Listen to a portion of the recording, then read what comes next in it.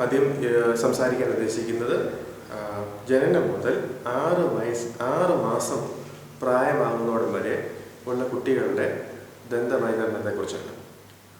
പലപ്പോഴും ചോദിക്കാറുണ്ട്, 6 മാസം കഴിഞ്ഞായിട്ടല്ലേ പല്ല് വരുന്നത്, പിന്നെ ഇതിന് 6 മാസം മുമ്പ് വായ വൃത്തിയാക്കേണ്ട ആവശ്യമുണ്ടോ?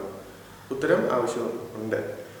ജനിക്കുമ്പോൾ മുതൽ 6 മാസം വരെയുള്ള കാലഘട്ടങ്ങളിൽ കുട്ടികളെ കുളിപ്പിക്കുന്ന സമയത്ത് മാതാപിതാക്കന്മാർക്ക് ഒരു നനഞ്ഞ പഞ്ഞി എടുത്ത് വെള്ളത്തിൽ മുക്കി പിഴിഞ്ഞ് കളഞ്ഞിട്ട് ആ നനഞ്ഞ പഞ്ഞി ഉപയോഗിച്ച് മോണ വൃത്തിയാക്കുക, നാക്ക് വൃത്തിയാക്കുക, കവിള് വൃത്തിയാക്കുക. ഇത്രയും ചെയ്ത് കഴിഞ്ഞ് കഴിഞ്ഞാൽ കുട്ടികളുടെ വായ വൃത്തിയായിരിക്കും.